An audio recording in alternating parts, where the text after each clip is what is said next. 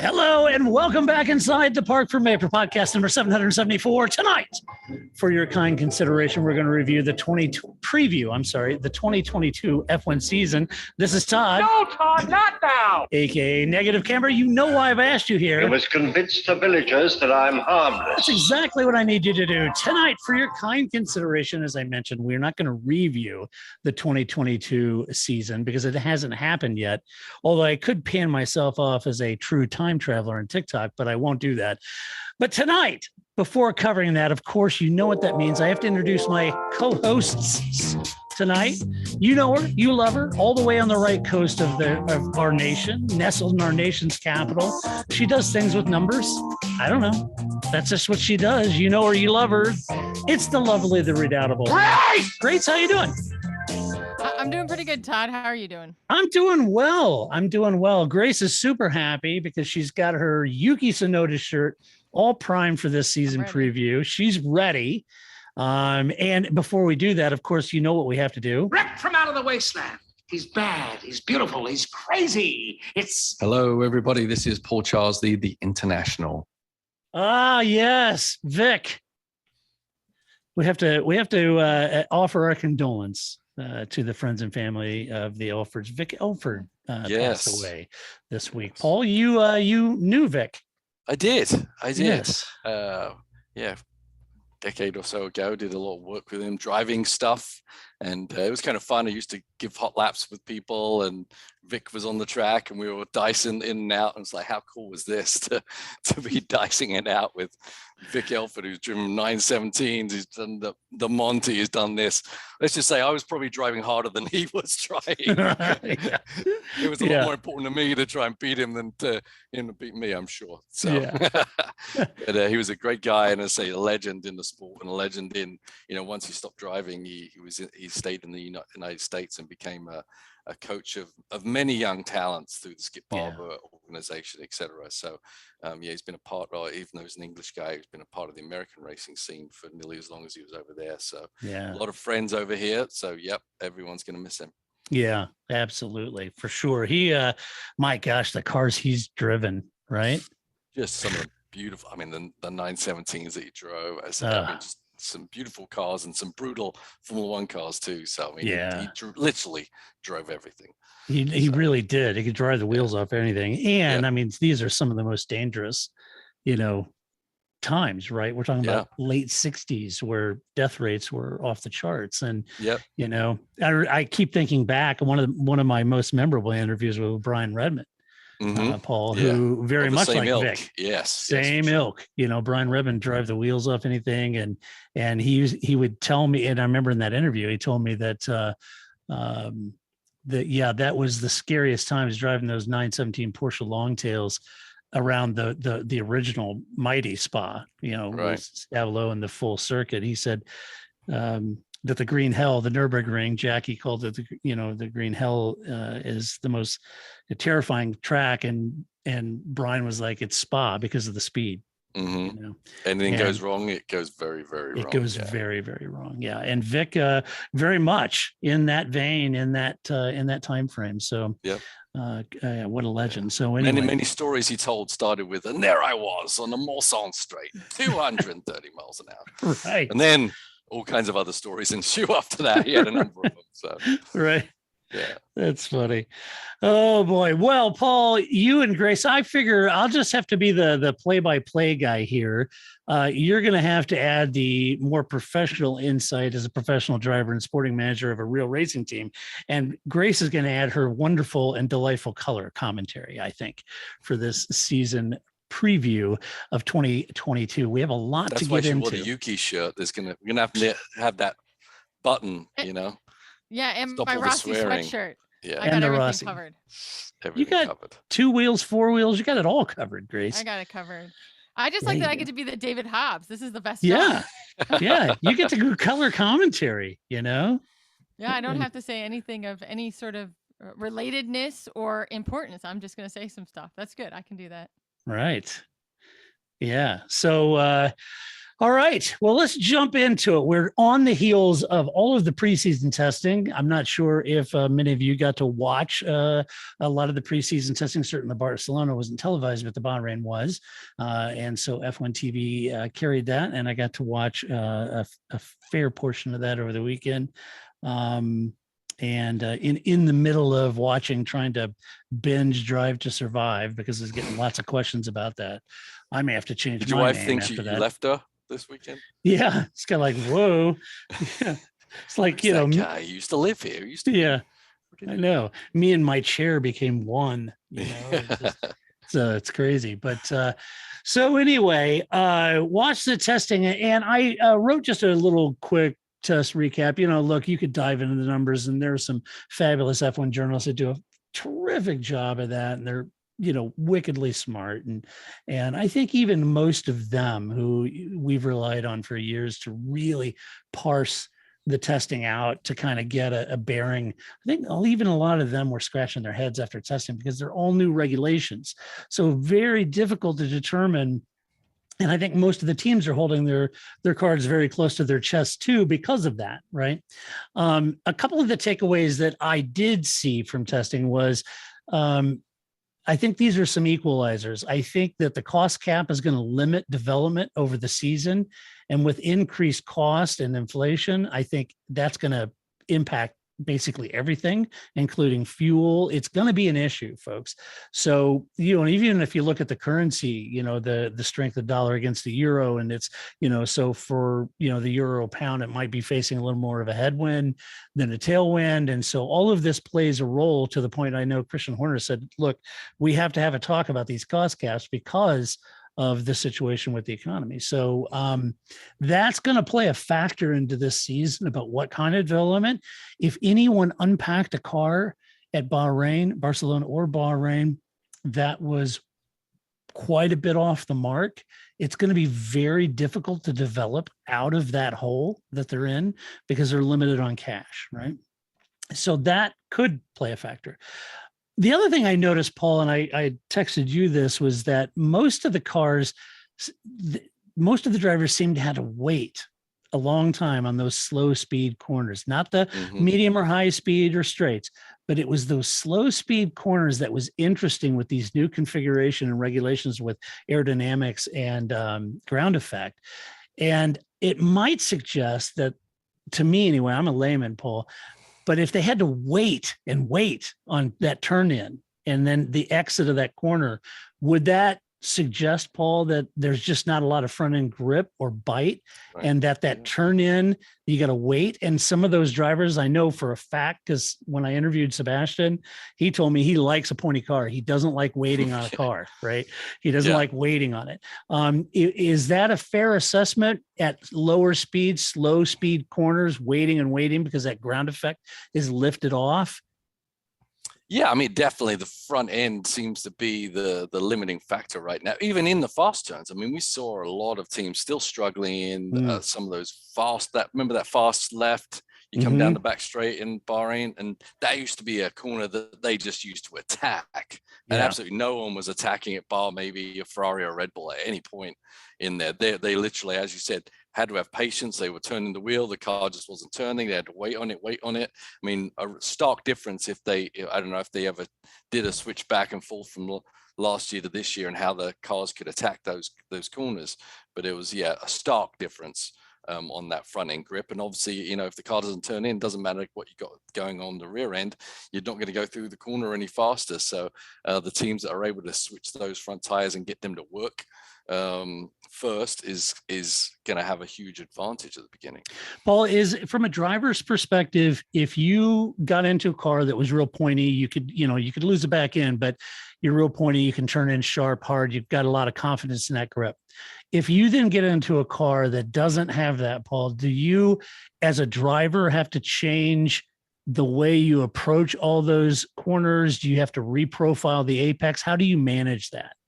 Yeah, I mean, it depends on how the car reacts. Obviously, if the car's loose, perhaps right now all the drivers would prefer that because they can manage that a little bit with slowing down their inputs. The car is doing a lot of the work so you can slow down how much input you're getting with the steering wheel. But with understeer, if you're steering in and nothing's happening, then there's not a lot you can do to fix that other than slow down a little bit, right?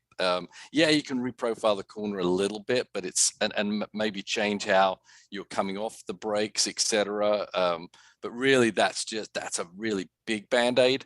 The teams really have to get the aeros to work, they have to get the dampers to work, and they have to get the tires to work and fix that problem internally. The driver can only do so much, and even if they're somehow adjusting the car and getting it to change direction, it's still happening at a lot slower speed than ultimately they need to do if they can get that front end to work. Yeah, I was noticing something too, and I don't know if either of you saw any footage of it, but so I'm sitting and watching day 2 and day 3, and I'm watching them go around, and I saw Pierre and Lewis doing some really kind of back and forth, and I'm sure they were harvesting data on what it's like to follow another car, et cetera. And that looked fine. But I was intrigued by the thought, Paul, that this porpoising or this stalling of the underflow, the low pressure under the car, that stalling causing that car to bounce. It looked like a lot of the teams were dialing that out and working on that, of course, and which is what you have to do.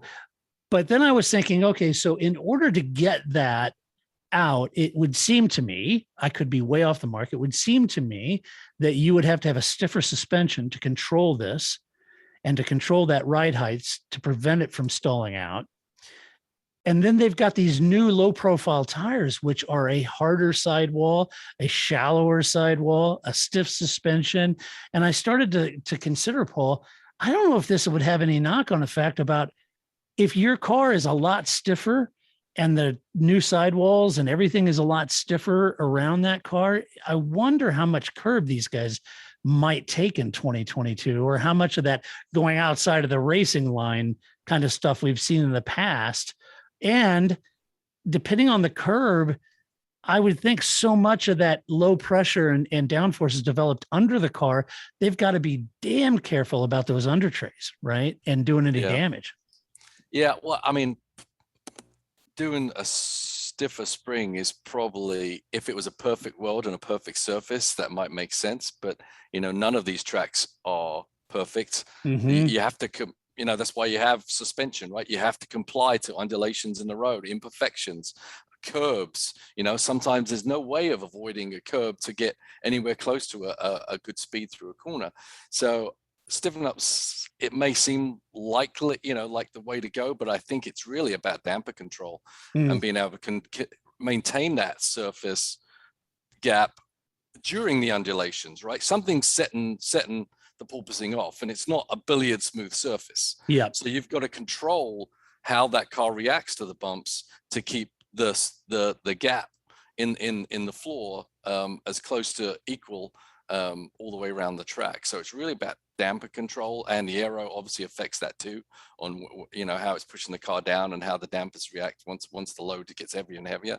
So I think it's really about that, and obviously they have to give up a little bit of ride height to make the car more compliant over a complete lap, right? It's one thing to set the car up in a perfect world once again, but the teams are kind of playing with that. They don't want to give up any more grip than they need to, but they do have to give a little bit of maximum downforce grip to make the car have more grip overall over a complete lap. Yeah, if that makes sense. It does. Yeah, it does.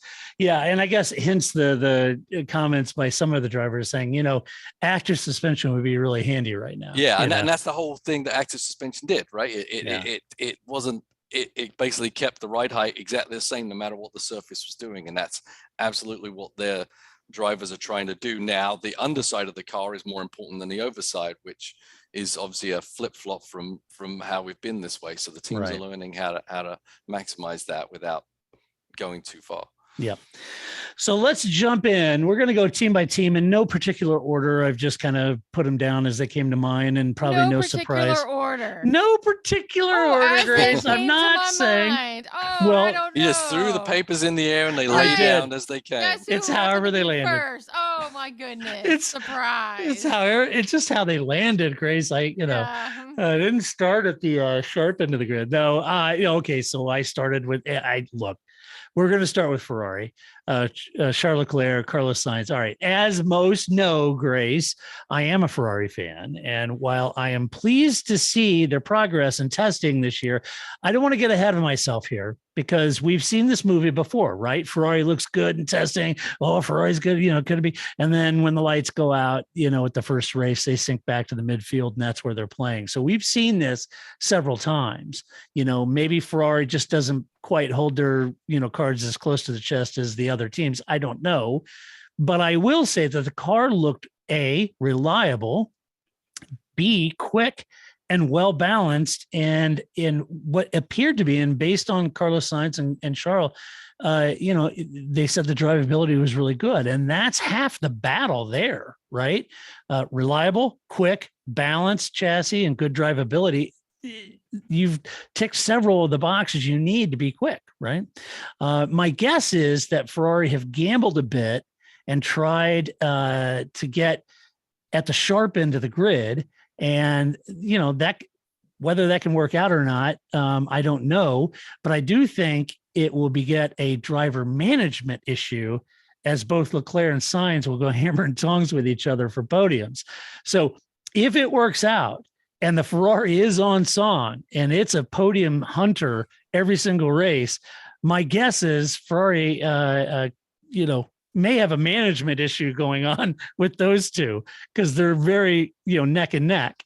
But I also kind of feel that they could be hassling the sharp end of the grid on a regular basis. Now, whether they'll be race winning or the fastest car, I don't know that I'm willing to say that. But that's kind of my thought on if they do produce a very competitive car that's podium, I could see Carlos and Charles being a little more difficult to manage. Your thoughts, Grace? I think that's an interesting point. I was actually thinking that I think Sainz gets a lot more talk right now than Leclerc does, for whatever reason. I do think that, it's one thing when it's your first year. Last year, had Carlos Sainz not been as good, right? It'd be like Ricciardo. We all kind of go, well, it's his first year. It's going to take him some time to get used to the car. We give him a little more benefit of the doubt, right? But now you're in your second year. There isn't going to be that. And he knows that. And so Carlos also has to perform. He doesn't have that, benefit of the doubt going into, now not his first year with the team. Yeah. But, and he's in contract discussions now. Yes. Right. Yeah. And so, but I think Leclerc is the one that has something to prove. I think that, everybody goes, yeah, he's good, as opposed to, wow, that Leclerc guy's good. Like, I think he's the one that's getting less talk. I mean, I'm just speaking of narrative, not like the actual, performance based, whether right. That's fair. But so I do think that driver, relationship will be interesting, and it'll be interesting to see how Binotto manages that, or the team manages that. Hasn't always been Ferrari's strength, of sort of how to balance those two drivers right with each other when you don't have nobody's a Rubens Barrichello. That could be a problem, right? Yeah. Well, and Grace, we saw that with Vettel and Leclerc, right? Right. Yeah. Yeah. That's a good point. Paul, what do you think? Well, I think they look great. I think they look good. I think they're going to have some great results. I think, this wasn't done in a year, this has been something that Ferrari have kind of given up some of their performance to be ready for this moment. I agree. I think they were in a good place this last year where, they were going to finish third or fourth with McLaren. I'm not sure. Obviously, they wanted to finish third, but I'm not sure they were willing to really fight to the death for that third or fourth place, thinking of what was coming up the next year. And they had a competitive car enough where they didn't have to really worry about the rest of the field. And I think that really benefited them in being ready right now. And I think it's showing, we were questions with Binotto staying at home and, zooming the Zoom race. Zooming the races in, but maybe there was some solid thought there that he wanted to be back there pushing, and being a part of what this new Ferrari has become. And if that's the case, it was a pretty clever move, and it's proving fruitful, shall we say.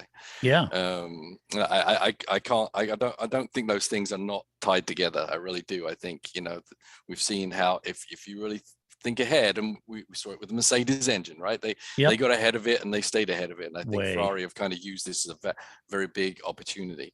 Yeah. I agree that, Charles, has had a lot, of push behind him last year. And I think as competitive as Carlos was, I think they've kind of come closer. Charles is still a heck of a driver. And I think once you give either of these drivers a car that's going to win a race, I think they're going to show something.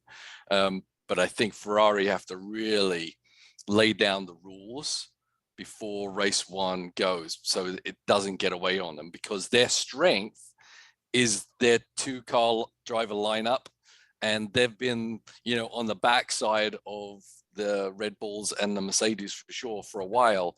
And the only way they're going to do it is to come at it in a team concept. Yeah, agreed. Right. So those guys have to work together, and they have to say, okay, we're going to work together. It's going to push us all further up. And then, maybe 2/3 into the season, let's see where we're going to be as to where each driver shakes out. But we're going to need both of you not to fight each other, to work together, to move the Ferrari up and in a competitive position to perhaps, be fighting for a world championship for the manufacturer, which is the most important thing, obviously, to Ferrari. But that in turn will give one of you two a real good chance of fighting it with Max and Lewis, maybe for the championship later on. Yeah, it's a great point, Paul, because you could see the individual, you always want to beat your teammate. That's true. But Ferrari makes it patently clear, drivers come and go. This is Ferrari. Right. Ferrari is here to win. And I feel like that's a great point, in that they need to have that conversation early on, that Carlos, sometime you're going to be Charles's wingman. Charles, sometime you're going to be Carlos's wingman. It depends on who's got the pace on the day on the track. And we're here to maximize points. I don't want any, you and Vettel at Brazil kind of crap. That cannot happen. If we field a car that can score podiums, then it's going to take both of us all working as a team to execute that. And sometimes that's going to favor Carlos, and sometimes it's going to favor Charles. You got to swallow that pride and do it.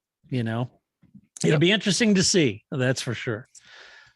All right, Grace, moving on to your team, Grace.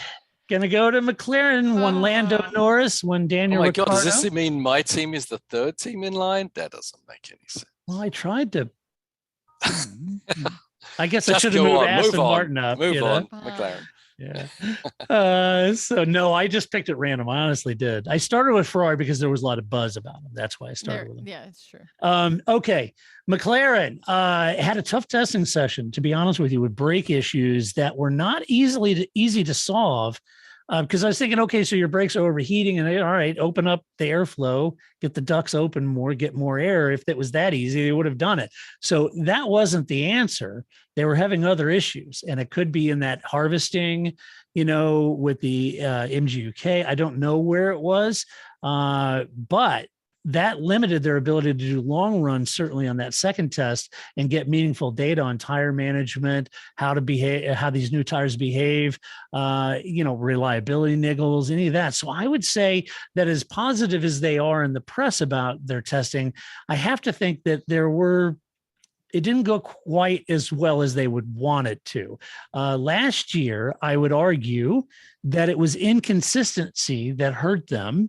And with a lack of running in the second testing session, it could hurt them again, at least for the first few races. As drivers, I think Lando is the horse that the team is backing. And with Daniel missing all of the final tests due to COVID, Lando will have gotten comfortable and sort of given feedback to direct that car's cures and development towards his liking. That's normal, right? So does this mean that Dan shows up this weekend playing serious catch up? Does that mean that he's a little behind the 8-ball on development? I don't know. And how long will it take him to get on top of that? This is an all new car. If he struggled with last year's car, which was a matured car, this is all new. So I don't know. But we've seen this movie before in 2021. With him struggling to get on top of it. I hope he punches through that and gets on song immediately. And I'm sure he does too. But that's kind of my thoughts. Grace, what do you see? I think this isn't the testing they wanted. Is like the understatement of the year. I Hmm. mean, yes, this is not not how It's they early in the thought. year, mind you, but yeah. Yeah. That's not how they thought Bahrain 2 was gonna go, right? Right.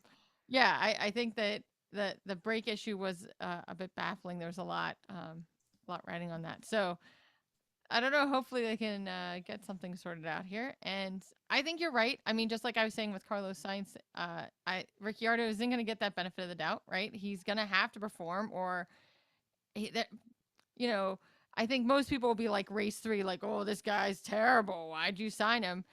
Everybody else will give him a few more races, but then at some point it's just going to become, oh, Yeah. Ricciardo again, right? Maybe Did you you shouldn't have find left it? Red Bull. Did you find it interesting, Grace? This weekend, there was a lot made in the press by McLaren and Alpine and everything that was like, okay, so Daniel's got COVID, 7-day period of quarantine or Mhm. whatever.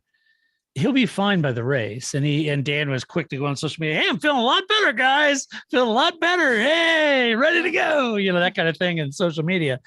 And yet they released this thing that basically was saying that, hey, McLaren's got 3 drivers ready this week in case they need them to step in for Daniel. We've got Piastri from Alpine and our 2 program drivers. There's a part of me wondering if that wasn't just a little shot across the bow that, Dan, you got to deliver because I got 3 young guns waiting to get into that seat. I mean, I don't think that's McLaren style. If we were talking about Ferrari, I'd be like, yes, Yeah. that was a shot across the bow, right? Or Red Bull, maybe. I don't know. That doesn't. I don't know. McLaren always tries. Yeah, to it may be, not comport with McLaren style, but I did think when when Oscar was when it was just like, it was like a fruit basket. Like, hey, we heard Daniel Ricciardo's sick. Here's our test driver if you need to use him. Like, all right, right. thanks. They didn't really. It didn't seem like they asked. It's not like they went down like Oliver with their bowl. Like, anybody got a test driver we can use, right? Like, that's not what happened. They just was like, we have them if you want to use them. Here you go. Right. I think they just have to. They have to have contingency plans. I don't. I mean, especially Haas, it wasn't due to COVID, but Haas has already had to come up with contingency plan number 7 at this point, and we haven't even started a race yet. So I think that's just smart planning on their point. It could be seen as a Danny, get yourself together and get in the car, but ultimately he has to be out for 7 days, and they're going to have to test him again, and he's going to have to come back negative, or they're going to have to put somebody else in that seat. So right. It only makes sense to have a plan. Dan will be there. What do you think, Paul McLaren? First of all, I'm trying to figure out why they don't have a definitive plan of who the replacement will be, and they're like hawking it out. Anyone's like an eBay, or something. I think we could get Van Dorn or somebody from Alpine or somebody. Yeah, it's kind of weird. Why they should have? Most teams have a definitive plan. I know some teams have one person over, but you got to have a plan. So I don't know why you'd bring an Alpine guy in unless you really want to tell them all your secrets. They offered him. I think that's what I mean. That's why it seems right. Weird to But me. There was a reason that was made press worthy. There has to be some acceptance from McLaren that oh, okay, yeah, let's Thanks. I don't think they would just throw it out there. Here you go, and it be to nobody. There has to be a conversation. They're kind of preempting something that's in the works, I would think. Yeah, that could have been a quiet offer between Zach and somebody at Alpine, but it was very much public. Yes. Yeah, so I think it's something had to happen privately before it became public, I would imagine. Yeah. I don't see what the purpose of that would be otherwise. So, I mean, I don't know. Obviously, I had COVID this winter, and you feel fine, but if you don't test negative, you don't test negative. Yeah. Even though you feel it can stretch out. There's no guarantee Daniel Ricciardo is going to be a negative test unless they work with the system there somehow. But there's no guarantee of that. So it'd be interesting to know where they end up with the driver, because that driver, if it is the Renault driver or Alpine driver, that guy's got to be reading the books day and night to try and figure out how to drive that thing, because they're all different. It's a different engine. Everything's gonna be different in that car. And obviously this guy's a good talent. And I think a lot of the F1 grid rate him, and which is why he's even thought of as a replacement. Now with the car, obviously, yeah, I mean, Lando's going to have a huge leg up on Ricciardo. Obviously, dealing with a brand new car. If it was just an evolution car, I don't think that would be as big an issue. But that's a lot of time, not driving a McLaren, not driving to these new rules that Daniel's going to need to get used to.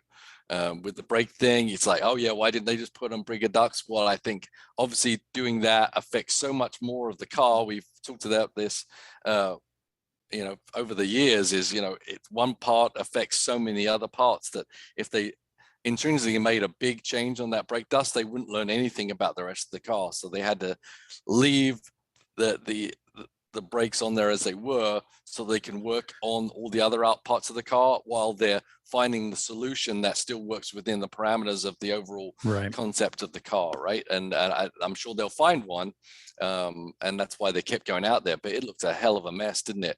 Yeah. Out there testing.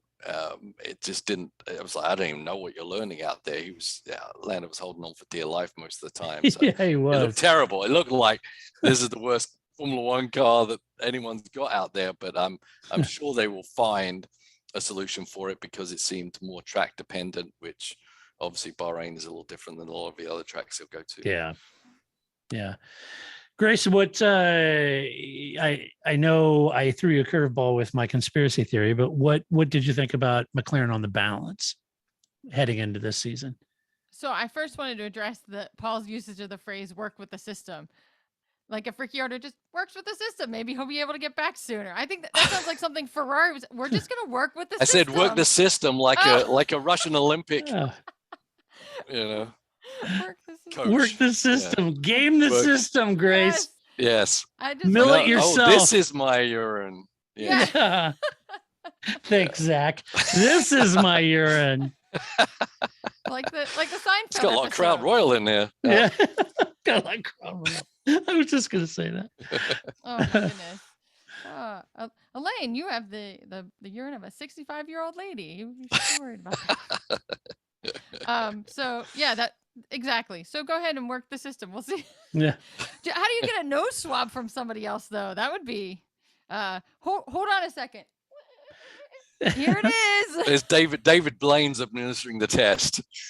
This is This is all sleight of hand. For. Yeah, that's right. They pull it out of the tester's nose, and here it is. So the balance of the car or of the team? What? No. I just was asking effectively if you were done with your commentary on McLaren. No, that was the only commentary I wanted to bring up, because I like the idea of Ricciardo working the system. I do too. To get back, right? Like, I do too. Know what that looks like. Actually, he's got a big nose. He could actually have someone climb inside his nose. He could. They get the sample from. Nah, maybe not. He'd be like, Get off now. that may not work. All right. Next up, we're going to France. Oui. And to drink Peru, French fries. Okay, Alpine, Fernando Alonso, Esteban Ocon. There has been a lot of shakeup at Alpine over the winter, with an all-new management team led by our dear friend Otmar, who knows how to get the most out of a limited budget, and that's where the cost cap has placed the teams at this point. Alpine seems to be struggling with porpoising more than anyone else. And one would think that they could get on top of that issue. And I think they kind of did. I think it was a little elusive. And I think towards the end of the testing, they kind of got on top of that.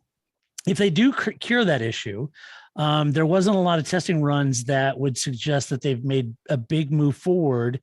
And that's a bit of a problem for a works team. And especially in Renault Alpine, right? This really needed to be that all new regulations, all new white, sheet of paper for everyone. This is where Alpine/Renault could have made some serious progress forward in the performance, started fighting at the sharp end of the grid where they've been in the past, being a title winning team. It would have been their intent to do so. But I also know from the Ferrari days with Luca and all the shakeup in management and senior management that can really take your eye off the ball. I don't know if that plays any role in this. I don't know. I just am suggesting. This team should be on par with Ferrari and McLaren, and let's hope it is, because you have Alonso at the wheel. And if you can get the car in the same zip code as the front runners, he's going to give it hell and produce great results. No doubt about it. I think with Ocon and Alonso, with them as a pair, I think they do pair together very well. But like last year, I kind of feel like both are going to be fighting, really a challenging car more than their rivals. And I hope I'm wrong with that. But this should, I don't know. It's hard to know. Looking at testing, hard to come up with any ideas, I guess, about Alpine. But I will say, after watching testing and reading the commentary, I don't know that I have a super excited impression about that. So, all right, Grace. Why would you let confidence get in the way of how we approach this podcast? Just say know, and that's what we're going to go with, right? I know Alpine's going to suck. No, I don't know that. No, I mean, I think they're okay. I agree with your assessment. I wish I was wrong, right? I would, this is one of those situations where I would say, right, like, so we have, Mercedes and Red Bull, and then like Ferrari and McLaren could get in that upper group. And then it's like, this Alpine could get in that upper group, but I don't think they're going to. Yet another year where they're going to be in that middle group, maybe the lower end of that middle group. And that's unfortunate. I think that they do have two top drivers, but I think your last sentence is right. They're going to be fighting that car more than they're fighting the rivals for anything, and that's going to continue to be a problem for them. Tell me I'm wrong, Paul. Well, you're wrong. No. Why'd you wear that hat? It's terrible. Yes. Don't you know it's Monday? I think. First off, this porpoising thing is going to be in the past very quickly. This is just something that the teams will have to get their head around. They will get their head around, and then that's why it's so difficult right now to really analyze the ultimate performance of all the vehicles against each other, because some teams have done a better job in solving this problem than others, but it's just an anomaly of the new rules. But by looks, it doesn't look like Alpine have taken the opportunity that they were hoping they were going to get, and that they were tuning up for 2 years ago, somewhat like I talked about earlier with Ferrari, that this was their chance to strike and put themselves, the cat amongst the pigeons, so to speak. And it just doesn't seem like that's really showed itself yet. Hopefully we're wrong. Hopefully it will. But as you said, there's been a lot of internal problems. Odd enough, in a French team, never seen that before. No, never.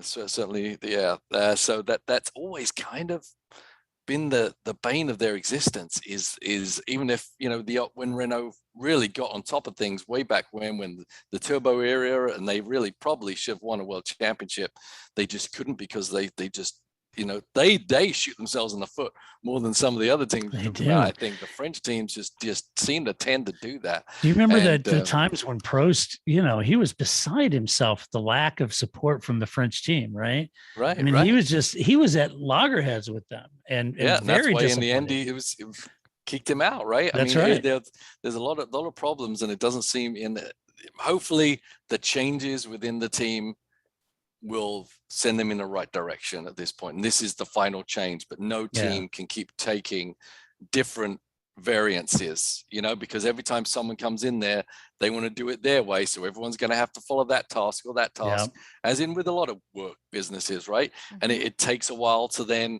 everyone to be on that path. And certainly with a sports team, you don't have a lot of time to do that. So hopefully they can get everyone in line, heading the right way. But boy, real bad timing with the rule change that this is all happening at the end of last year. I kind of feel like, Grace, the only consistent thing over the years for this team is, bless him, Alan Permain. He's still there. Or either that, or I guess at some point someone's going to think, why aren't we succeeding? What's the least common number? Well, it's that Alan Permain guy that's been around forever. Yes, that's right. It's definitely that guy. No, I think that poor Alan.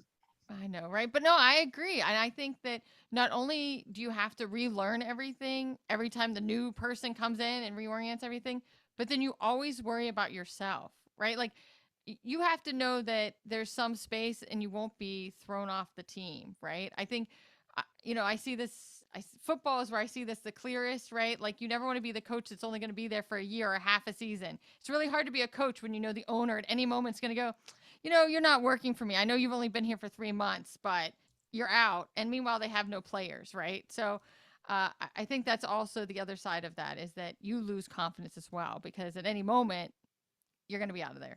Yeah. And they're going to have growing pains. And you're going to have to be able to keep Otmar et al. In there to get through those growing pains. Keep getting rid of them isn't going to ever get you through that. But it's El Plan, and we all just have to be patient and see how the plan works. Yep. No, I agree.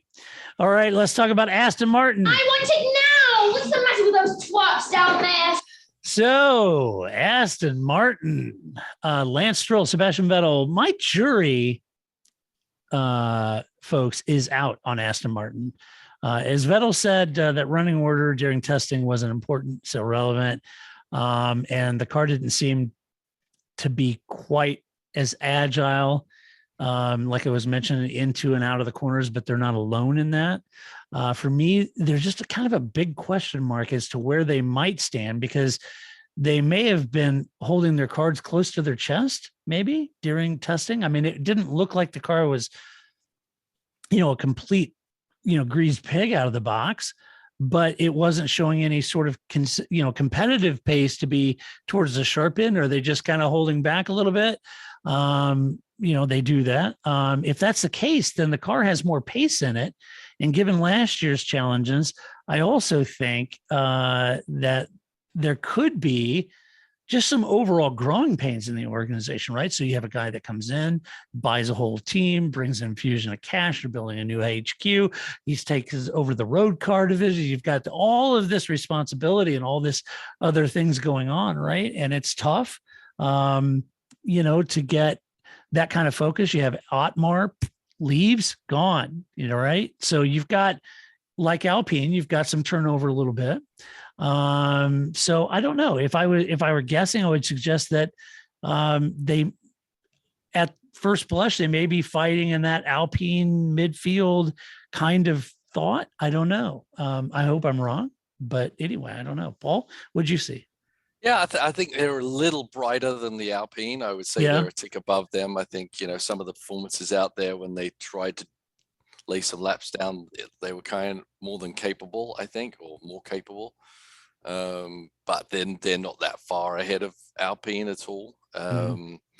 It is tough to gauge nearly anyone, but it is definitely when you get to the midfield, it just gets so fuzzy, right? I think it's so close to be honest with you. It's so close. But I mean, I understand why they're saying, oh, the times don't mean anything, and people hold back. I think there's a danger from teams playing that game too much and not just pushing forward to get lap time. I mean, they don't want to show everything because if they've got something good in the works, they don't want other teams to see the direction they're going and kind of follow that path or try to learn something from the path they followed to aid their own. So yeah, teams are a little cagey, but I said, I think there's a little danger in them being too cagey and not really pushing the car forward enough to really understand it as well. And the only time you really understand it is when you're really pushing hard, which is, usually in race conditions, as we find out. But so I think that's something they shouldn't really play that game so much in the midfield. I think the midfield teams don't need to hold back as much as maybe some of a Mercedes or whatever. I think they need to just keep pounding the pavement and extract whatever they can out of it and learn as much as they can, because the midfield is so tight. Yeah, I agree. So Grace, what'd you think of Lancelot and the Stroll taker machine over there? So I was thinking, I was listening to what Paul was saying. And so I was thinking, like, if I was a driver, would I rather be at Alpine or Aston Martin? Right. I think that there is some. What'd you come up with?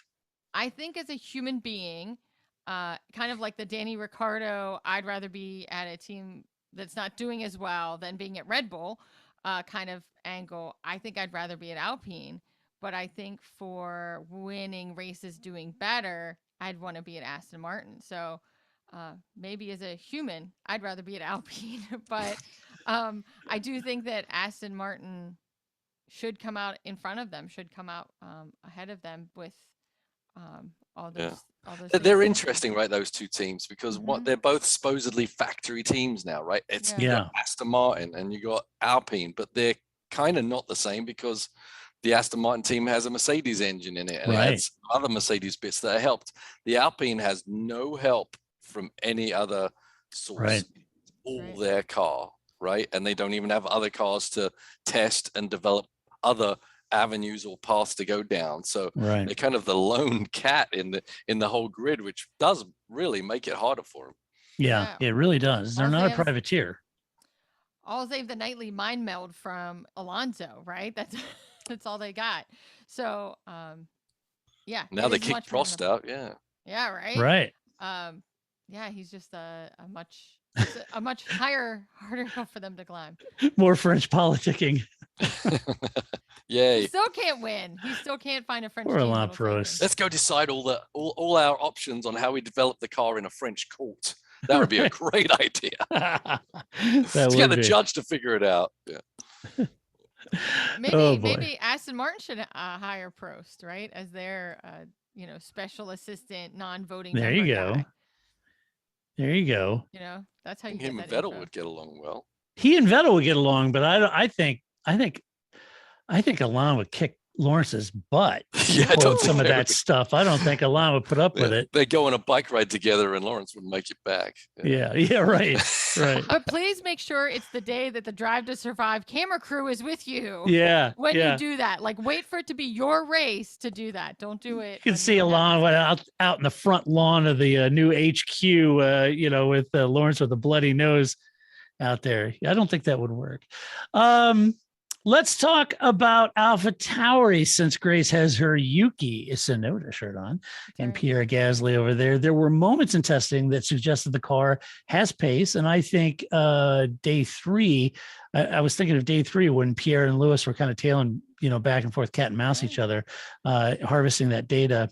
Was a good sign that, Pierre was kind of hanging in there on pace and that was good. The car, it seems to me that the car looks relatively solid.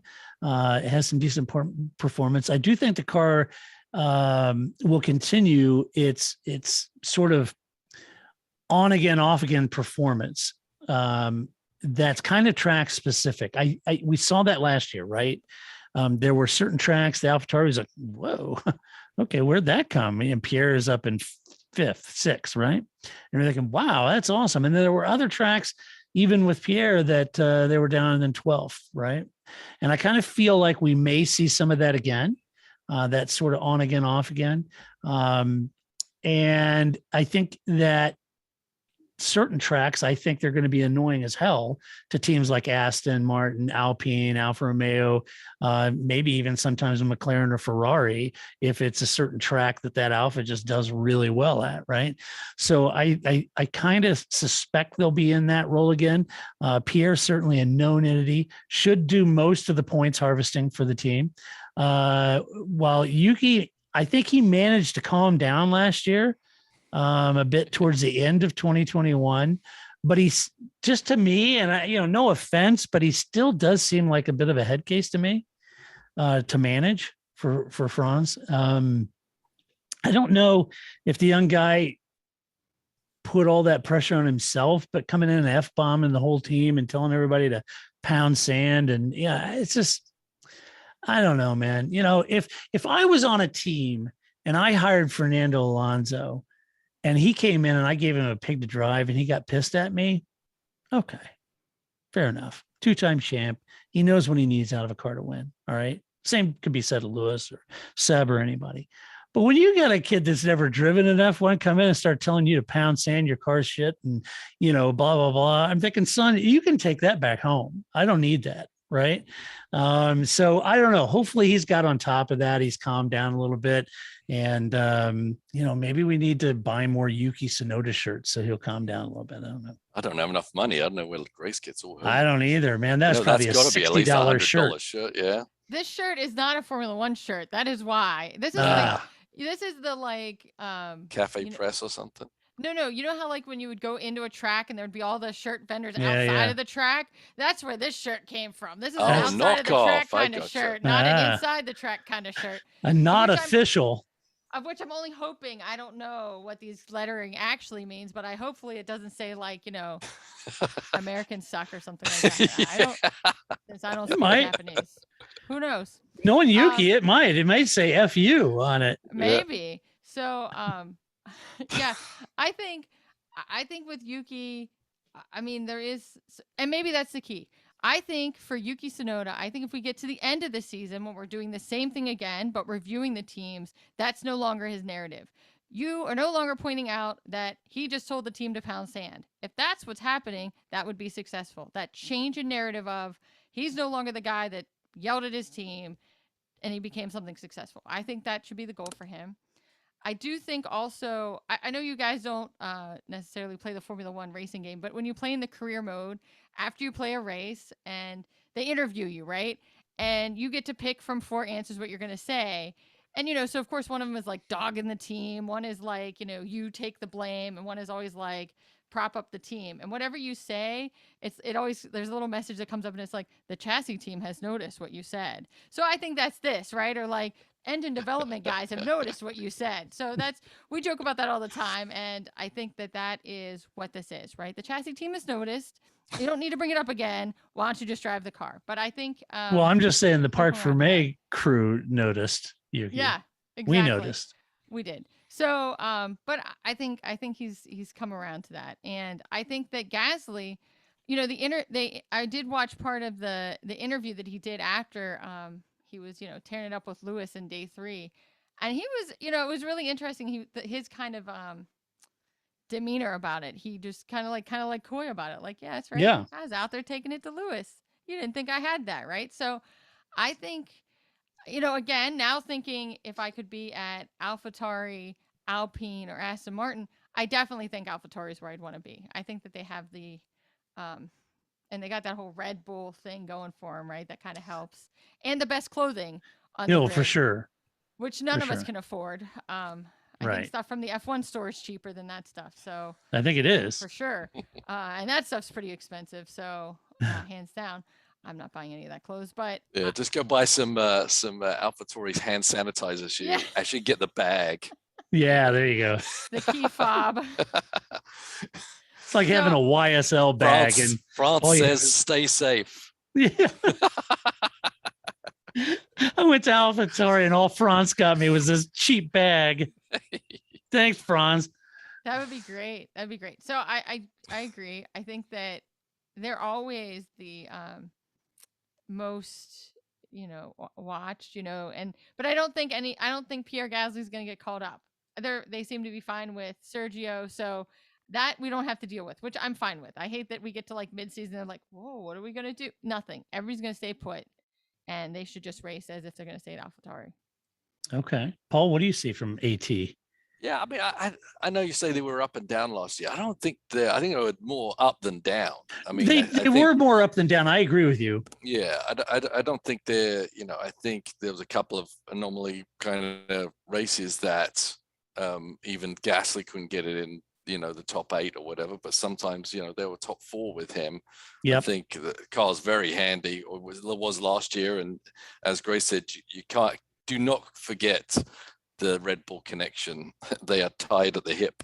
Yes. And they are tied with a lot of technology, and really important in with the new rules that those teams have a little chat at the end of every day and see how things are going. And that will really help, especially with the salary with the cost cap, right? Yeah, for sure. They've got they can spread it out over 2 teams and spend the same amount of money, and they can definitely hide that. Yeah. If AlphaTauri were always, a lot less a budget than Red Bull, I bet they're evens for this year with the evolution of the cars and the testing, so I think AlphaTauri is going to be very important for Red Bull's success as well. You can see that Paul down there and say, "What are you guys working on at AlphaTauri?" Oh, we're working on this whole new side pod. Why But does it just have arrived the in the number mail. 33 on it? Right. Yeah, I don't know why it has the number 33 on it. Not quite sure why. How did that happen? No. Where's Put this- number 10 on there, not 33. Where's the sticker guy? He doesn't know what he's doing. Get him Yeah, out of sorry here. about that. I don't know what he's doing. Yeah, it should be number 10, of course. Of course it should. Of course it should. Never even been over there. No, Milton Keynes. No way. no. Yeah, there's a lot of plane flights between Milton Keynes and Right. Right. So Right. Maybe at gas you know, stations. yeah. I'm a big fan of Gasly. I think Me he's too. a Here's massive the real talent. deal. I think it's really unfortunate that Grace may be right that there won't be a place for him at Red Bull. They're not going to break what isn't broken, right? I mean, Yeah, they're Sergio did a not. good job in He did. backing up Verstappen and help him win the world championship. And See, why in would my they mind, break that? Paul, I think if they don't make room at the end for him at Red Bull, I think this would be a good time to pull him back to Alpine and for Alpine to bring the full force of Renault and pull that team back up to championship winning levels. Yeah, I think the unfortunate thing is Renault never bring the full force. Yeah, I know. They try to do it in little steps that never. But they got Otmar now. You need the full force, absolutely, and I just You do. don't feel they ever really fully put that consistently from a year after year to really build a proper program. Yeah. So I don't know where Pierre's going to end up. I mean, right now he's the best place he can be, unfortunately. Yeah. And he does a great job with it. And Yuki, yeah, he's going to evolve, he's going to mature, but I think, leopards don't change their spots, do they? I think he's inherently going to go back to his natural demeanor. And even though he may soften his remarks a little bit, I still think it's a bit of a detriment to the team. I think he learned a little bit by the end of the season.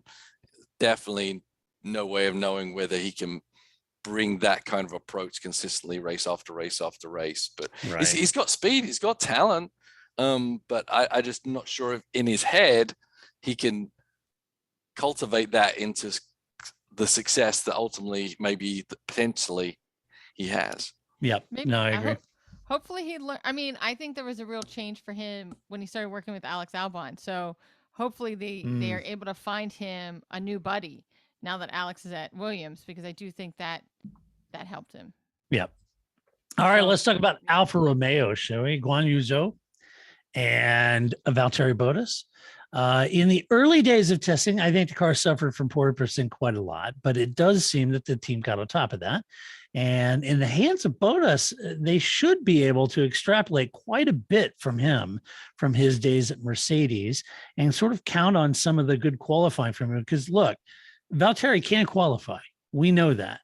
And I think for a team like Alfa Romeo, honestly, if you're running there or thereabouts, relatively competitive in the midfield, then qualifying is a key issue for you. It is for every one of the teams, but in particular with Alfa Romeo, I think in the hands of Valtteri, I think that qualifying performance that he can pull out of the hat, I think that could help that team in the long run. Hopefully, they did have some reliability issues though during testing, and I think that is a bit to keep your eye on.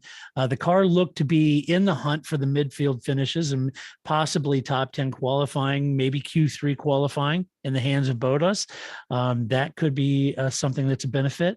Guan Yu is certainly a rookie, and Valtteri is going to be a great measuring stick for him, I think.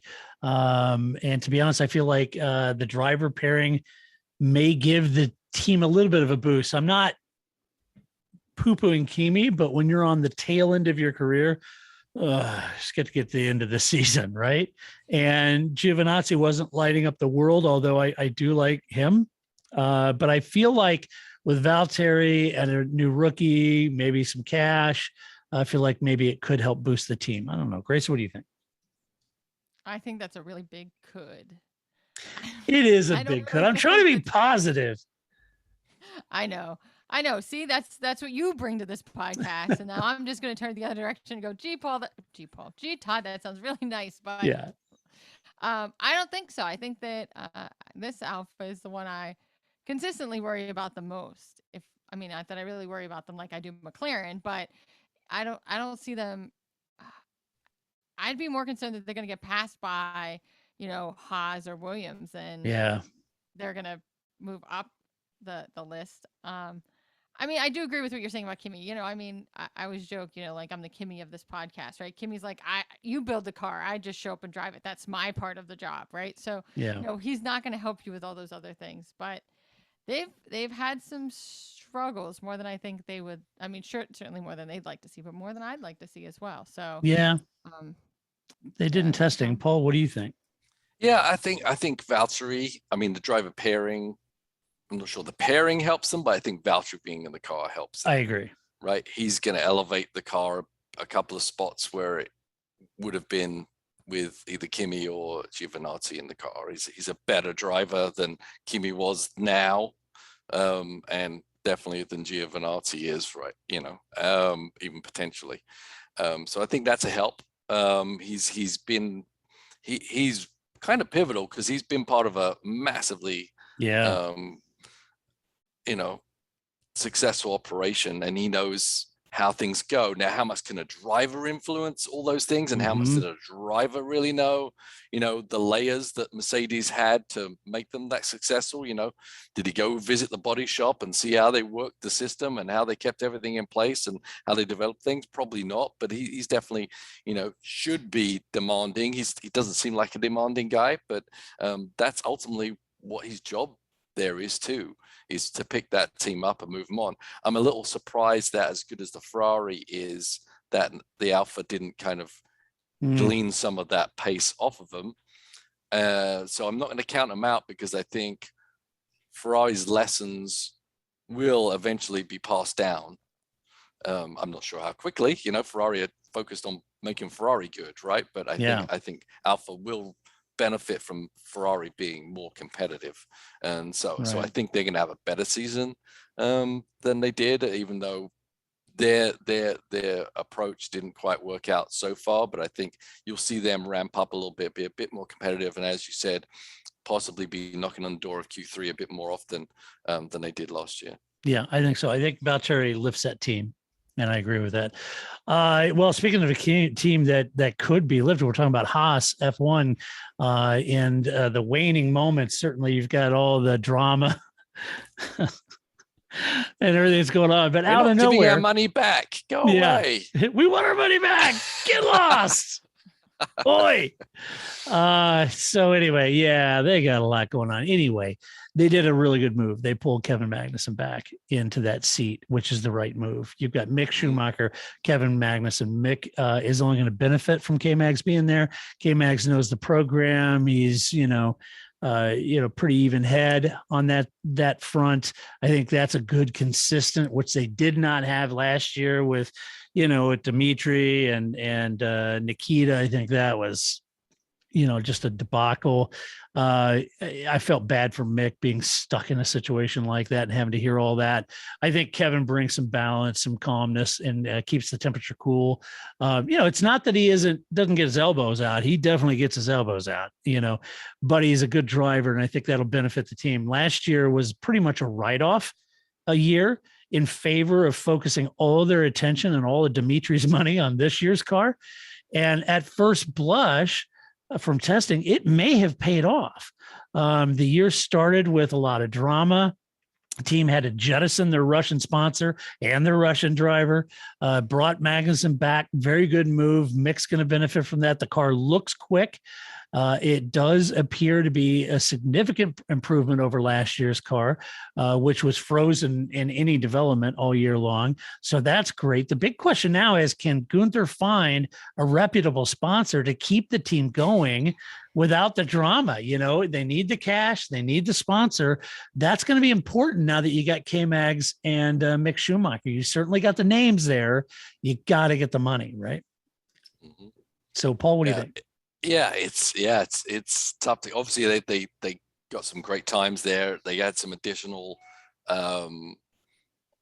running at an optimum time to lay down those kind of laps when Kevin was fastest or whatever it was. But fundamentally, they wouldn't have got close to that last year, no matter what you did. I mean, this team is going to be night and day from last year. I mean, with the turmoil, the general normal turmoil that was in the team from the very beginning of last year, and Mick and his teammate just not getting along. And I think, we kind of could tell very easily what what was going on behind the scenes, and it wasn't pretty in any sense of the word. Right. Probably lucky they weren't trying to develop the cars, because it could have been a complete disaster, quite honestly. Yeah. So I think they're going to really benefit. Mick is going to benefit so much from the driver lineup. I mean, it was horrendous for him last year, and it couldn't have been better than having Kevin come in. I think I rate Kevin very highly. I got to see him race a lot last year in IMSA, and just super impressive guy, a real driver's driver. I mean, and I think, you know, he has been fast and he's been successful in Formula One. He just hasn't had a lot of the tools. So I think he's going to take this second wind very, very seriously and knuckle down. And I think I think they should mix very well with personalities, etc. And I think it's going to be, a lot better Haas, a lot happier Haas. Gunther will not be swearing as much. For the negative stuff, and it seems like they've used their time wisely and built a solid car, and that's ultimately what they really need, right? They're not going to go win a race, but for them to get in the mid pack and start mixing it up race after race is going to be a massive improvement. Now, I don't think Gunther has come up with a legitimate sponsor since he's been in Formula One. So I'm not sure, if there's anything else on the other side there. I'm thinking multi-level marketing scheme of some kind is going to end up on the car. But with Gene, it's really, you got to gauge Gene, right? How much does Gene want to spend? I know. We've seen him backing out of the room, basically, Formula One, and letting Gunther have to deal with a whole mess from Russia for a while, just to kind of help pay the bills. Is Gene enthused again? They said they wouldn't sell the team to Andretti, so they must still think it's a viable team that they still want to be associated with. So, or they hate Andretti, or they hate Andretti. So that could happen. Yeah. So hard to tell what sponsors they can get, but having a competitive car is sure going to make his life a lot easier in doing that, right? Yeah, for sure. Grace, what do you think of Alpha Haas and Alpha Williams and Alpha Red Bull? So many alphas. That's right. Well, we'll just call them all Alpha something, right? Yeah. Except for Red Bull. Red Bull should be like Beta Bull or something, right? It's almost serial abitable, so right. Beta Bull, right? But anyway, I think that this is their best shot. I think it's this or mill it yourself time, right? Yep. That's what they're facing, and so if they don't, I don't think if they don't make hay while it shines right now, because the other teams, I mean, I think that's interesting thing with like both the cost cap and with the extra time that the lower constructors have in wind tunnel time than the other teams have, that you've already seen where they've been able to gain advantage over the Mercedes and the Red Bulls. But that's going to disappear, and it'll disappear quick. So they have to make hay while the sun's shining, and this is going to be their best chance to do that. Yeah, I agree. Maybe they could get that thing to work in reverse. It's like, what do you got there? Oh, we got a new front wing. Why does it have number 55 on it? Oh, it was our 55th attempt at a new wing. Yeah, it was, sorry. Like when you date a document, like that's just how they keep track of them. That's iteration 55. It's not Carlos's wing or anything. It's I don't know why. Iteration. Why is it red? Was it? Well, we do all our mock-ups in red. So let's see. Let's talk about Williams, Alex Albon, Nicky Latifi. I think Williams' car is faster than testing would suggest, but I'm not sure how much faster, and that might leave them in very similar territory as last year. Albon, I think, is going to rise to the top of the two driver pairing because I do rate Alex. I think he's a good driver, and I think that that'll be good for him. I think it could take a little bit for him to get his sea legs, but I think once he does, I think he'll do well. The car may not be a race-winning car. But the bigger question is, will it be a point-scoring car? That's the big issue at hand because that equals tens of millions of dollars. And I think if it is, I think last year George was the guy to deliver those points if it was. And I believe Alex can deliver the points too. But they'll have to get comfortable in that car. And so I don't know. Grace, what do you think about Williams? I think they'll be better. I don't. Yeah. Yeah. I mean, they won't be last. That'll be good. No, You don't think I they'll be do- in last on the grid again? You think they'll rise above maybe a Haas and Alpha I or don't what? think they'll be last. I had to check my. Ah. I had to check my predictions. No, I don't think they're last. Because that would have been great. Like, oh crap, change that real quick. Yeah. No, I don't think they're going to be last. I do think this is good. I think this is going to be a good pairing for both Alex and Nikki, right? I think that they get along well, they gel well. You know, not that you help your teammate, right? Like, I don't mean it like Right. that, but I think that there's going to be less infighting between the two of them. Yeah. As far as driver pair goes, and I think they'll do better. Good. All right. Paul, what do you think, Williams? Yeah, well, I mean, talking about who's going to be at the back, I don't think anyone's going to be at the back consistently. I think it really is going to be track dependent, car dependent. I think there's going to be teams that are in the midfield one day. They may be fighting at the back. I think there's not going to be the stalwarts at the back that you can just guarantee you're going to be propping up the bottom of the grid. I think it's going to be a bit more fluid than that. So I'm not saying Williams won't be at the back at some point, but I don't think they'll be at the back all year long either. So yeah, hard to know about their struggles a little bit. They got put on the back foot a little bit with some issues and fires and all that kind of stuff. We think there's conversations between Mercedes and Williams, but I'm not sure how tight that is. It used to be really tight, right? But Yeah. When Toto and when Frank was there, now it's its own separate entity. It's a little bit of a different team, different vibe. I'm not sure how much they get from Mercedes at this point. So they're on their own a little bit, but then they've also decided to buy more parts off the shelf as well. So that helps them a little bit. So I think they'll be okay. I just don't think they're going to have those miraculous moments that George was able to pull out on a very rare occasion. Yeah, I think agree. Maybe, have a couple of moments where Albon might be able to get it in the top 10 in qualifying, and we never know how the race is going to roll out, but I don't think it's going to be a miraculous season for him. It's not going to be the comeback that everyone's waiting for sure. Right. All right. We're down to the last two, the critical last two that everyone's speculating on. Let's start with Mercedes, Lewis Hamilton, George Russell. Mercedes set the paddock abuzz with their zero pod or no pod design, but during testing, it did seem to struggle quite a bit with porpoising, locking up wheels, understeer. Watching Lewis wait on the corner to turn in was painful to watch, and I'm sure he didn't enjoy it either. And that car on the onboards from Lewis, it looked like it was a handful. It just did. Now his new teammate is the big question, and it's present on everyone's mind. Will George play the Bottas role, or will he be there to knock Lewis's feet off the desk? If he wants a future in F1, he's going to have to set about moving Lewis out from behind that desk. There's just no two ways about that. You can't go in there, fall right into the AlphaTauri role and be, happy in that and just sort of hope everything turns out for yourself, because that ain't going to get it done.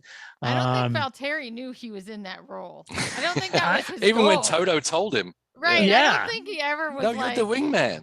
oh, No, I'm the you're- Rubens? yeah. Right. I Wait. don't think. Yeah. Huh? that's I know. how he Wait a did minute. it. I didn't come here thinking I was the Rubens. Wait a minute. Well, you are. Yeah. So I agree with Lewis in that this is Mercedes, though, right? And whatever issues they're having, they're gonna solve them. I mean, eventually they're gonna solve them. It's Mercedes, for crying out loud. I have no doubt about that. I think Lewis is spot on. But will they do it, and how many points will they bleed before doing it? Right. That's going to be the key here. If they truly are on their back foot coming out of testing, how long will it take them to get on top of it? And by the time you get on top of it, you absolutely have the right man in the car with Lewis. Or what's going to happen with George, right? So there's some question marks for me about Mercedes. Are they just joshing everybody, right? Are they holding their cards close to their chest? Oh, well, this thing's a real handful. Yeah, it's a real handful out here. How's it feel, Lewis? Oh, it's terrible. I don't know. So we'll find out. But I do think they had a little more difficult testing preseason test than they wanted for sure. I think they'll get on top of it. I just don't know how fast they can get on top of it. But we'll have to see. Paul, what do you think? Yeah, I think you're right that I think they're the third best team right now. That's why I think Ferrari are going to play some spoilers and be a bit of a buffer for the Red Bull team, quite honestly. And so it could be that those early points, those early races could be important. Before, when Mercedes had a bad day, they were just behind the Red Bull. Right. But now Ferrari in the mix, that means a loss of even more points if they don't get with it. That's a good point. How quickly they can turn it around, they definitely will turn it around. I don't know how quickly they will. I feel like they'll solve the issue pretty quick, but it definitely didn't look tremendous out there. Yeah. As for George, I mean, he's not going to kick Lewis's feet off the desk, but he's going to damn well try. He's not going to put the stool under Lewis's and just move him over. He's not going to do the Valtteri, but I think it's going to be really hard for George, even with equal talent. Look at how much experience Lewis has. I mean, that depth of experience alone with equal talent is going to allow Lewis to beat George. I think George is going to beat Lewis on occasion, just as Valtteri did, and I think George is going to keep Lewis a bit more honest than Valtteri did as well on a consistent basis. But I don't see George getting over and above Lewis right now. No, I think Lewis there's going to be a transition maybe next year. But yeah, not this year. Lewis has too much he has too many tools in his toolbox. He does, and he's got too much angst and bitterness from last year. He does. To give up anything. He really, if he didn't want it last year, he really wants it this year. So I can see that happen. So I think Mercedes will be the equal of Red Bull fairly quickly, but how much they lose on the run up to it, I don't know. But we saw, once Lewis and Mercedes got their car sorted, they were nearly, they consistently beat Red Bull race after race after race, and that made what gave them the opportunity to even have a go at the championship by the last couple of races. Yeah. So never underestimate Mercedes, never underestimate Lewis Hamilton either. No. At your own risk. Paul's got a point there, Grace. If they do get on top of their niggles and the issue, I mean, once Lewis gets that bit between his teeth, man, he is a hard dog to keep under the porch, and it will be game on. I mean, he's going to be incredibly motivated this season for that 8th title. But how do you see it for Mercedes? I agree. I think, Mercedes is like the Tom Brady of racing. You think he was going to retire? Just kidding. He's still here. So I think you can never count them out, right? They have the resources and are able to use those resources in a way that will always bring them back around. I do think what is different is that other teams have that capability more than they have in the past, right? And so I think I was thinking about when Paul said how, like, we often talk about the front, like, oh, there's not a new winner every week, but the opportunity for a new winner, or, more than just, Verhambot every week in some iteration or another is what you want, but also in the back of the field, in the middle of the field, like all that movement is what you really want to see. So I think that, yes, Mercedes will figure it out, but so will other teams. It won't just be Mercedes figured it out. Maybe Red Bull got close and nobody else is even in the same ballpark. I do think they're sandbagging. I think that I do too. It's like 2019. always. Remember, they're like, "Oh boy, we're really having a tough time."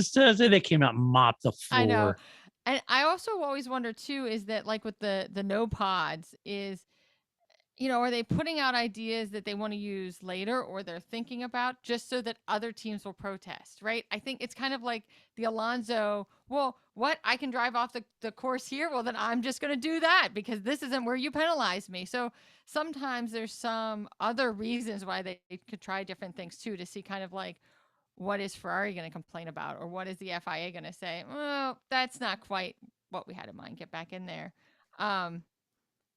But yeah, I think that this season, they've been saying that right in the off season. This season with the new rule changes is going to be something really. It seems to be really panning out that way. So that is nice. It isn't just talk. We may actually have an interesting season with a lot of movement. And I just like the idea though of like Lewis out there going, "Bono, my tires," and Bono going, "It's practice." Like. Just practice. It's just practice, man. You don't have to. We don't have to pretend that we're suffering right now. It's fine. Yeah. It's practice. Nobody knows.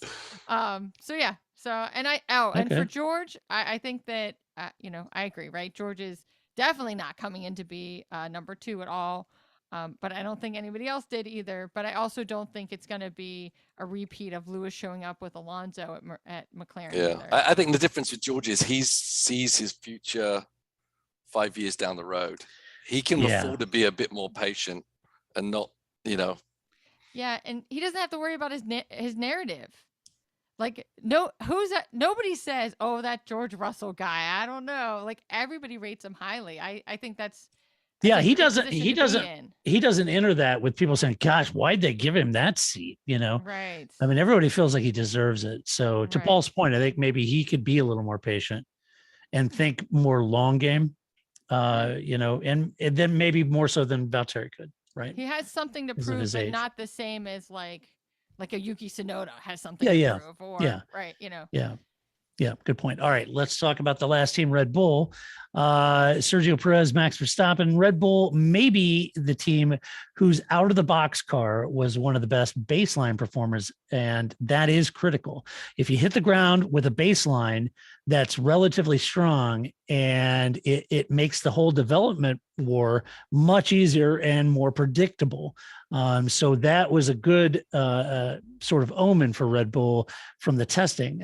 The Max and Sergio pairing should be one of the strongest on the grid. And as it also seemed like, I mean, look, they do have some porpoising, early on. But they did seem to have better stability on the curbs, on the bumps. They weren't doing this as dramatically as anyone else. They did seem to solve their porpoising pretty quickly. And it looked like maybe that they had a little more higher rake towards the end of testing, which is interesting.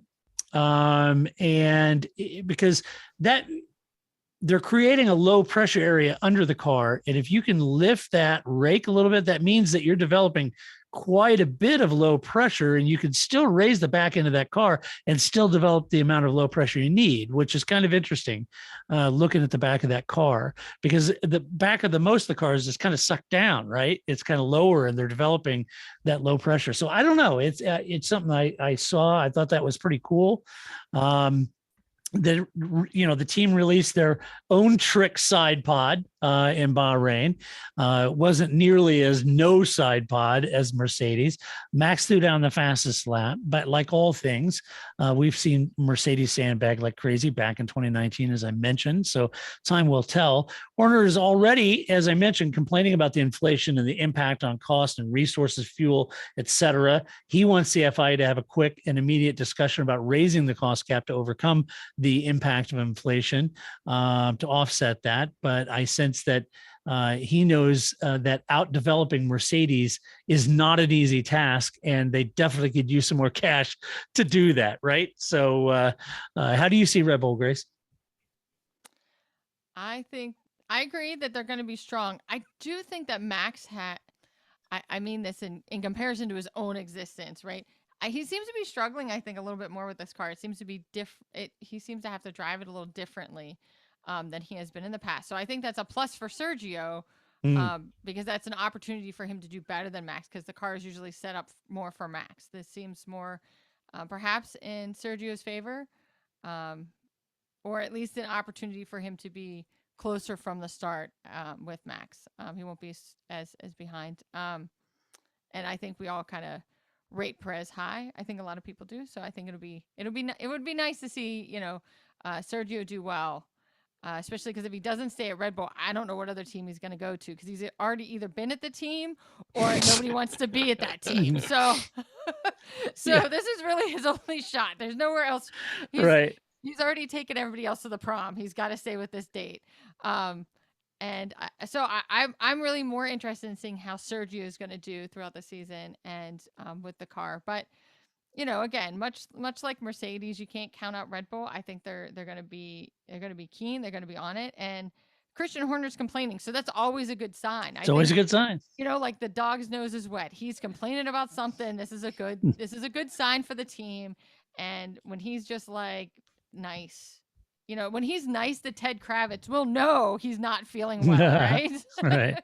Right. So I think it'll be interesting. I think they have an interesting car going into this season. Cool. So, Paul, what do you think? It is a blank sheet of paper. Last year's car was fully an evolution car, really designed around Max. Now they come in with a white sheet of paper, brand new car. Both drivers are going to have to get on top of this. Does it sort of level the playing field, at least for Sergio and Max? I don't know. I mean, obviously with Red Bull, Newey's still involved. He's got look back at the decades. I mean, he knows how to make that kind of car work, even if it hasn't been in Formula One for a while. He's got a lot of data in his head and figured out. And I think the cars come out looking really good. I actually think the car kind of looks like Max's style of car, honestly. I mean, I think the laps I saw when he really was pushing, it looked really nice. And I'll be like, that's exactly the car Max Verstappen want to drive. Now, is that the car Sergio wants to drive? I think Sergio, had a lot of searching to do last year to try and find out how to adapt his style to suit Max's style, because they're not going to go the other way around. They're not going to adapt the car to what suits Sergio. But I think Sergio did a good job in taming the car and being able to drive that car in the manner that he needs to do. We know he has a lot of experience and he has a lot of skill in how to keep tires underneath him while still going fast without taking a lot out of the car. But when you drive a car that Max Verstappen designed or is designed for him, that's difficult to do. So I think it took him a while to tame that beast. So I think they are going to be closer. There's going to be yo-yoing as there was last year. Sometimes Sergio really struggles. So, but I think fundamentally the car's probably the best car right now. I think there's been a lot of hoopla about the Ferrari car, but I think that Red Bull did a lot of experimenting with a car that was fundamentally pretty good, and they learned a lot of things. So I think they're ahead of everyone, and we'll see how long that lasts. But yeah, I think Red Bull. There's no way the salary cap's going to stay as it is either. The cost cap. The cost cap. They're going to change it. It has to for the teams. Some of the top teams that. I said that inflation isn't just made up; it really actually happened, and they're going to have that. Everything is judged on that, and so I think that's going to change. And because I think eventually some of these teams are going to end up struggling to have anything to spend, So and they've got to keep all the cars on the grid. So I think that's going to. He's starting the ball rolling, but I think eventually that's where everyone's going to come around to, where they're going to raise that just a little bit to make up for it. Yeah, that's how you flatline a budget. Right? Inflation, it's actually a cut, right? If I give you the same amount of money every year, it's not flatlining your budget. You're actually getting a decrease due to inflation, right? Yeah. So I think that's always the thing that's easy to forget about when talking about costs across the year. Yeah. And in this first year makes it even more difficult, right? They're adjusting from having no barriers to having to be, if it was like 6 years into a cap, I think, they may be able to adjust a little bit, but right now it's difficult. Yeah. And a brand new car, brand new regulations that seriously needs development. Yep. Right. Agreed. All right. And finally, before we get out of the podcast, here is our guessing of what the running order is going to be. And I would say it doesn't necessarily have to be for the whole season, because we do know some of these teams will develop their way out of it.